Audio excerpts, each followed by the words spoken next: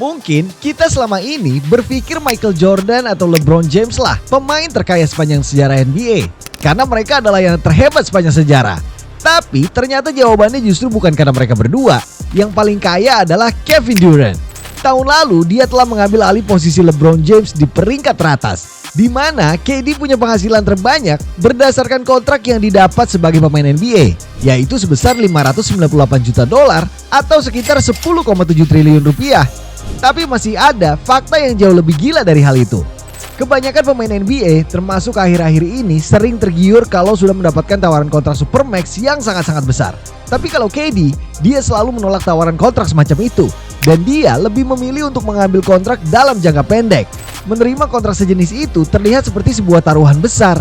Karena di satu sisi dia bisa dibilang telah menyia-nyiakan potensi dan kehebatannya untuk menerima nominal yang jauh lebih besar seperti kontrak para superstar NBA di era sekarang. Tapi di sisi lain, ternyata itu adalah sebuah teknik negosiasi yang sangat ampuh dan gak banyak diketahui oleh pemain-pemain NBA. Dan ternyata semua itu juga masih sebagian dari kekayaan yang telah dikumpulkan KD. Karena di luar lapangan, seluruh investasinya selalu berhasil. Bahkan ia membangun kerajaan bisnis yang bukan sembarangan. Dan gue juga berani bilang kalau bisnisnya itu jauh lebih besar dibanding apa yang LeBron James punya sekarang. Nah, tapi gimana sih sebenarnya caranya KD melakukan semua ini? Dia menerima kontrak yang lebih kecil, tapi kok bisa menghasilkan lebih banyak duit? Dan bagaimana juga caranya ya menjadi seorang pebisnis handal sambil tetap menjadi salah satu pemain terhebat di lapangan? Semua ini tentu berawal dari perjalanan panjangnya di dunia basket. Mungkin kalian pernah bertanya-tanya kenapa KD sangat cinta terhadap olahraga ini. Di usianya yang ke-38 ini, dia masih gak punya istri, gak punya anak, dan selain sang ibu, sosok yang paling dekat dengan KD sepanjang hidupnya ya cuma bola basket. Itu karena sejak kecil KD sudah menjalani hidup yang pas-pasan. Ayahnya meninggalkan dia dan keluarganya saat dia masih bayi. Jadi secara finansial situasi mereka cukup rumit. Mereka selalu pindah dari apartemen satu ke apartemen yang lain. Itu juga berarti KD sering berpindah-pindah sekolah dan gak punya teman dekat yang bisa bertahan cukup lama. Tiap dia sudah menjalin relasi yang kuat bersama teman-temannya, dia selalu terpaksa meninggalkan mereka dan pergi ke sekolah yang baru. Akhirnya satu-satunya teman yang selalu menemani perjalanan hidupnya adalah bola basket. Ditambah dengan tinggi badan dan fisik yang luar biasa dan gak masuk akal, KD jadi semakin serius terhadap olahraga ini dimanapun dia berada. Singkat cerita, KD akhirnya berhasil menjadi pemain muda yang sangat hebat dan potensial. Ia akhirnya dipilih di urutan kedua NBA Draft 2007 oleh Seattle Supersonics dan langsung mencatatkan rataan 20 poin per game pada musim pertamanya yang membuatnya berhasil mengamankan trofi Rookie of the Year saat masih berusia 19 tahun. Setelah musim itu, Sonics langsung pindah ke Oklahoma City dan berubah nama menjadi Thunder. Dan performa KD terus berkembang, jadi semakin impresif layaknya seorang superstar muda. Baru pada musim ketiganya di NBA, dia sudah bisa mencatat rata-rata 30 poin per game. Dan selama 2 musim berikutnya, namanya terus dinobatkan sebagai scoring champion karena dia selalu memimpin seluruh pemain NBA dalam hal poin per game. Tapi ternyata KD gak cuma terus belajar dan berkembang menjadi pemain yang mematikan di lapangan. Di sisi lain, dia juga mulai memahami seperti apa dunia bisnis bekerja dan bagaimana dia mencari celah untuk untung sebesar-besarnya. Pada 2012, KD merekrut agen baru yang menemani perjalanannya di NBA, yaitu Rich Kleiman. Saat itu, KD sudah mulai mencapai tingkatan yang tinggi sebagai superstar. Dia berhasil masuk NBA Finals dan berkali-kali jadi kandidat MVP sebelum akhirnya dia berhasil meraih gelar itu pada 2014 lalu. Catatan statistiknya semakin tidak masuk akal dan permainannya di lapangan jadi makin mustahil untuk dihentikan. Kesuksesannya semakin tidak terbantahkan dan popularitasnya terus meroket. Dengan momentum seperti itu, biasanya pemain-pemain NBA bakal mengambil kontrak sebesar dan selama apapun karena kehebatannya sudah terbukti. Sudah dapat duit banyak dan kepastian di tim itu bakal terjamin. Pada dasarnya mereka bakal langsung hidup senyaman mungkin dengan kontrak seperti itu. Tapi Kleiman punya pandangan dan taktik yang berbeda. Alih-alih mengambil keputusan yang biasanya dipilih oleh bintang-bintang NBA lain, dia terus mendorong KD untuk mengambil kontrak dengan durasi 1-2 tahun saja. Itu karena seiring berjalannya waktu, reputasi dan nilai kekayaan NBA juga terus meningkat. Sehingga rencananya adalah kalau kontrak pendek KD itu sudah habis, dia bisa kembali membuka negosiasi dengan nominal uang yang baru dan pastinya jauh lebih tinggi karena semuanya sudah mengalami inflasi. Kalau KD dari awal mengambil kontrak yang panjang seperti 4 atau 5 tahun, dia bakal membuang beberapa tahun secara sia-sia karena nominal kontrak itu masih mengikuti kekayaan NBA yang masih lebih rendah pada tahun-tahun sebelumnya. Strategi ini bekerja sangat ampuh untuk Durant karena dominasinya sebagai superstar sangat konsisten.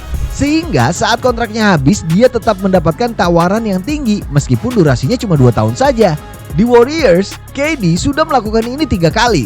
Dan coba tebak, di 2 kontrak pertamanya itu kalau digabungkan jumlahnya sudah lebih besar dibanding kontrak 5 tahun yang dia setujui bersama OKC Thunder sebelum dia kenal sama Klayman. Kalau mau dibandingin sama kontrak 2 tahun Rockets-nya sama sekarang, secara angka dolarnya memang kelihatan beda sedikit, tapi seiring berjalannya waktu nilai dolar juga terus meroket. Tapi gimana jadinya? Kalau ternyata semua penghasilannya sebagai pemain basket itu bakal terlihat kecil kalau dibandingkan sama yang satu ini. Sejak 10 tahun lalu, KD dan Klayman secara diam-diam telah membangun kerajaan bisnis yang besar di luar lapangan. Semua itu dimulai sejak KD memutuskan untuk pindah ke Warriors. Dalam dunia basket, keputusan ini memang selalu dihujat banyak orang dan KD jadi sering mendapatkan julukan sebagai pengkhianat. Tapi ini satu hal yang gak banyak orang sadari.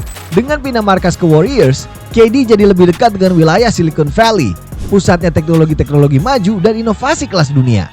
Di sana dia mendapatkan banyak sekali teman dan koneksi, mulai dari Ben Horowitz sampai CEO Apple Tim Cook. Segala ilmu dan dukungan yang ia dapat dari situ berhasil dimanfaatkan sebaik mungkin.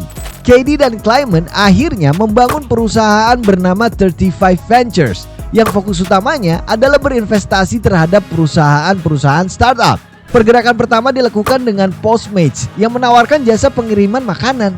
Saat itu KD berinvestasi sebesar $1 juta atau sekitar 13 miliar rupiah. Dengan memanfaatkan reputasi dan kepribadian KD, Postmates berhasil meroket sampai akhirnya Uber membeli mereka pada 2020. Dengan begitu, uang yang dikeluarkan KD tadi kini berubah menjadi $15 juta atau sekitar 200 miliar rupiah. Nah, tapi investasi yang satu ini juga gak kalah menarik. Pada 2017, orang-orang masih banyak yang ragu terhadap kripto, tapi tidak untuk KD dan Klayman. Mereka pernah membeli kripto di platform Coinbase, di mana mereka saat itu masih bernilai $1,6 miliar atau sekitar 21 triliun rupiah. Hanya 4 tahun kemudian, nilai mereka langsung meningkat jadi $86 miliar atau sekitar 1,2 kuadriliun rupiah. Yang artinya aset KD tadi meningkat 54 kali lipat. Tapi mungkin yang berikut inilah yang menjadi strategi terpintar KD untuk menjadi semakin kaya. Dia juga memiliki sebuah perusahaan media bernama Boardroom. Namun ini bukan sebuah media biasa. Bisa diibaratkan kalau Boardroom ini adalah sebuah mesin yang bisa memberikan makan dirinya sendiri. Boardroom meliputi sisi finansial dari industri olahraga, seperti tentang kontrak-kontrak pemain, transaksi tim, dan juga tentang negosiasi kontrak sepatu. Awalnya Boardroom hanyalah sebuah acara milik media ESPN, tapi lama-kelamaan mereka terus berkembang menjadi sebuah saluran yang independen. Website, podcast, buletin, dan banyak video, semuanya mereka punya, di mana para atlet dan pemilik tim saling berdiskusi tentang bagaimana bisnis bekerja. Ini akhirnya membuka banyak peluang bagi KD untuk menjalin lebih banyak hubungan dekat dengan orang-orang penting itu. Investasi semakin banyak dilakukan, dan semua itu akhirnya dijadikan topik dan cerita di Boardroom.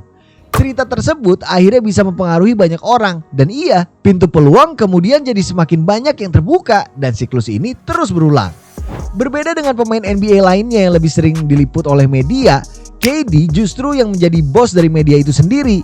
Gak cuma itu, dia juga punya saham di berbagai klub olahraga termasuk Paris Saint-Germain, salah satu klub bola terbesar di dunia. Belum lagi dengan kontrak sepatunya bersama Nike yang kini sifatnya sudah seumur hidup. Kerajaan bisnis KD sudah semakin kokoh dan sulit untuk ditandingi. Sebagai seorang pemain, KD memang kelihatan seperti seorang pengecut yang suka berpindah-pindah ke tim yang lebih hebat agar bisa jadi juara lebih mudah. Tapi di sisi lain, ternyata dia juga sedang menjalani misi besar untuk memaksimalkan segala kesempatan agar bisa menjadi pemain NBA terkaya. Itulah episode kali ini. Custom desain jersey apapun free cuma di Easy Sportswear, brand aparel basket nomor 1 di Indonesia. Mumpung satu stylenya masih cuma 100 ribuan, gas pantengin aja all shopnya. Dan juga jangan lupa buat like dan subscribe agar channel ini bisa berkembang dan menghasilkan video menarik lainnya. Thanks for watching. I'll see you in the next video.